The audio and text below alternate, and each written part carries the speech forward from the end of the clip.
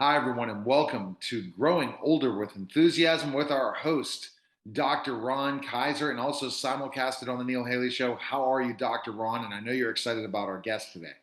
Yeah, doing great and really want to jump into this interview as soon as possible because we got a great guest. All right, so who's our guest today? Okay, our guest is Ed Zinkiewicz, and I hope I'm pronouncing the name correctly. Uh, Good. And Ed uh, and I work with some of the same population, have some of the same attitudes. Now, Ed is an aging in life strategist. Um, when I was going to college, I don't remember how you could major in becoming an aging and life strategist, but Ed has defined a role for himself. And why don't we just start with that? First of all, welcome, Ed. It's great to have you here. Thank you, Ron. I'm delighted to be here. And Great. thank you, Neil. You're welcome. And why don't you tell us what an aging and life strategist is? Well, I started by dealing with the challenges of retirement. Not all retirements go smoothly. There's bumps like surprises. Did you know you're going to miss work? Or you're going to need a whole new set of friends. You left them all back there. Speaking of which, how are you going to replace back there for finding friends? They're not going to walk through your living room. And how long aging really takes, because it's not like our grandfather's aging. Sometimes people assume retirement is sort of like the welcome mat to death's door, and it's definitely not true. So I started dealing with those and help people with a course called the new 3 R's of retirement, which is reimagining, recreating, and re-engaging. It's a strategy for getting started, rethinking where you are, where you want to be, and what are the steps and skills needed to make the final engagement part. It's a strategy I hope you can learn, because you're going to probably repeat it several times during your retirement, and just like you did when you were working, except you don't have a HR department to help you. So I started with that. Recently, I've been dealing with a lot with three fears of aging: becoming a burden or being incapacitated, running out of money, death and dying. I did some talks about those several years ago, but decided to pull them out of the drawer and deal with them a little bit more firmly, as the case may be. And now I have a course, starting a workshop series on, the course is called Honor Thy Father and Mother as They Age.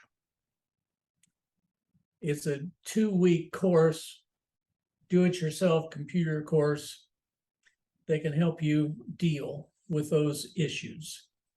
Did you know your parents are probably going to have to stop driving? Some people resist that. Resist is too mild a word. Over my dead body, you can have those car keys. What are you going to do instead? How are you going to break the news to your parents? What can you do to make sure your parents are safer driving longer? Those kinds of issues. What about downsizing? Most of this stuff is a huge loss.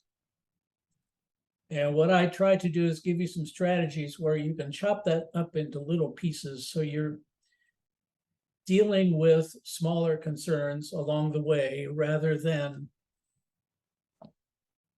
having difficulty all at once. Wow. Yeah. Yeah, that's Talk really, about is by being proactive. yeah, it's really performing a great service. But as you're saying these things, in order to implement them, it's got to be some good things about retiring. And I'm just wondering, how you get people who are dealing with these fears, who are dealing with these concerns, burdens, dealing with aging parents and so on. To operate from a good place, what are some of the good things about growing older? I think you nailed it on the head. One, I think it's the business about being enthusiastic. And I hope you can tell that I'm enthusiastic about where I am, and I've been retired for going on 11 years now. And it's a marvelous place to be. I'm freer now. I get to tackle some of the things I've wanted to tackle earlier in my career and didn't get to. I get to do all kinds of interesting things. Travel is on that list. So yeah, I think it's important. The deal is, it's not the fact that you encounter these things, is what you're going for at the end. And I think your concept of enthusiasm is very good. But I try to help people highlight three ideas about who they are, cultivate an identity. I want you to be curious. Turn over that rock, see what's under there. Curiosity can take you across those bumpy places because you can ask what's on the other side. Same thing about, what else is the next one? Have empathy. Makes a difference if you can see what's going on for the other person. And last but not least, be persistent. Now, those are the three kinds of things that I've identified that keep my day going. Is that an empathetic thing to do, Ed? Yes. I like to say, instead of having to do something, I get to. Wonderful. Yeah. And I think that's you got it right, Ron. This enthusiasm business is a mindset. I'm trying to help people become re-engaged with the same kind of mindset you're encouraging. It's the freedom that you finally have after when you retire, when you have the next time, and if you can create something exciting, it really can become life-changing and relaxing and enjoyable if done right with someone like you and Ron. Just from a curiosity standpoint, I notice a lot of your things come in threes. Is that a coincidence, or do you find that that's an effective way to teach or for people to absorb materials? It probably stems back to the old outline for an essay, right? Essay writing. Tell them what you're going to tell them, do it in 3 points, and tell them what you told them. And I sort of stuck with that. It works for blog posts. You're going to have 3 ideas for them to act on. Okay. I was trained in preaching once, and you're supposed to have 3 points in a sermon and a poem.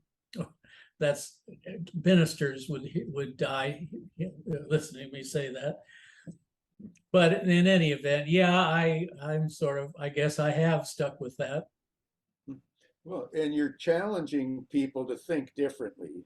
I think both of us are in that ballpark.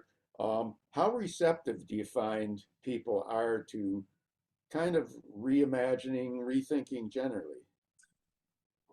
Well, when they need it, they're receptive. The problem is that encourage them to need it ahead of time, before they run into the problems. And I think that's the hard part. So when I talk to people about retirement and they're not retired yet, it's, don't bother me about that. That'll take care of itself. What could be so darn hard about not working? Well, it's not for some people, but for an awful lot of people it is. Why is it 40% of people turn right around and go back to work within 6 months? What's with that? And they don't even need the money. So yeah, I think the receptivity is a hard issue. Same thing with aging. Yeah. I don't want to have to give up the car keys. I know my parents, I don't want to have to talk about that. Don't bother me. doing it's same kind of deal about drawing up a will or power of attorney. It's issues that are tough. Right. And people are resistant talking about those. Besides, those are personal. So Ed, when you work with people and have those conversations, are you able to really find out the things that are making them nervous about what's coming next for them in their lives, and really try to lay it out for them to understand how to do things, because there's so much involved in then pass and giving up things and losing things through this process, but yet it can be very nice and not stressful if done right. I do. And that's exactly the approach I try to use, is to help reduce the stress, reduce the fear. Fear is a big component of what's happening, I think. I don't want to, I called it fears of aging, and it's just that. I don't want to be the person lying under the bridge because I ran out of money.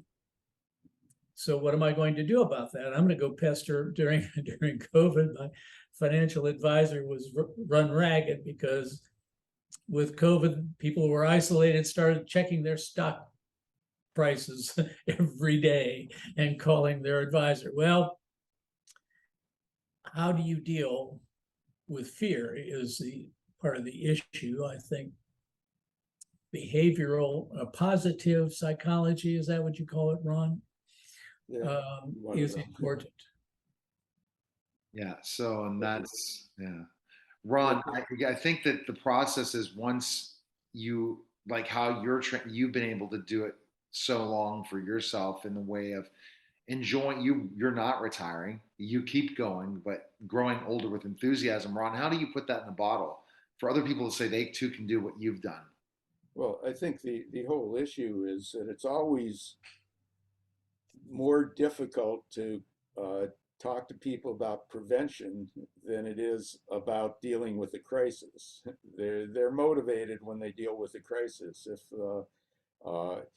car engine stops working, then you're in trouble and you have to pay a price for it. But to convince people to follow all the maintenance checks when you're supposed to do it so that it doesn't happen, is an issue. And it's the same thing with your own body, your own mind, and your own plans for the future.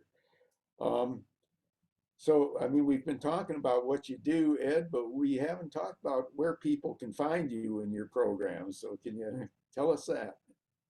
Well, they can find me at retirementkickstart.com.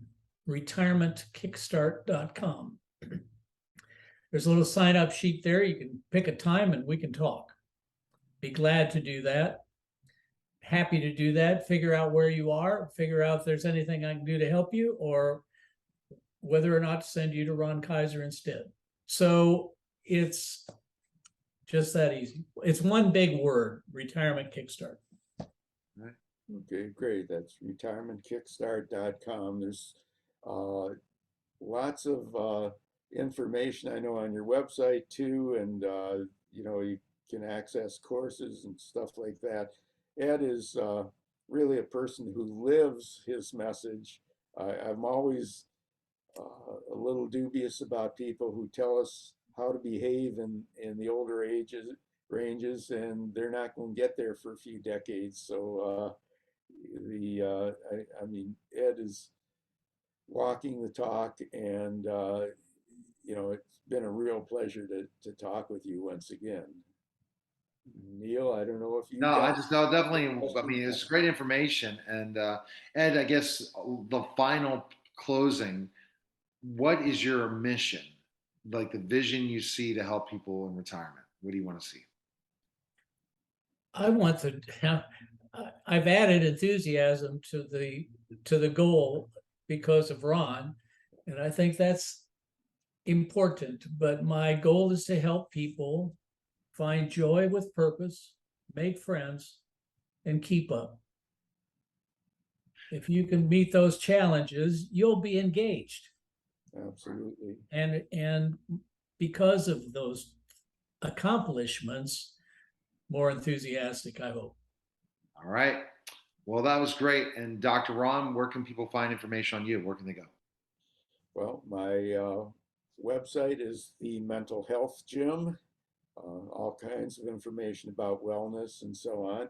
And hope you listen to uh, other episodes of this podcast where we're dealing with other people who approach this in their various ways and have ways of contributing to us. My other podcast is called Rejuvenating with Dr. Ron Kaiser, and uh, if you haven't seen my book yet, Rejuvenating the Art and Science of Growing Older with Enthusiasm, obviously I encourage you to read it. It's got lots of great advice, and obviously, if you couple that with uh, reaching out to Ed, I think you can look for quite a fulfilling second half century of life. All right. That was a great Growing Older with Enthusiasm, guys. Appreciate it. Take care.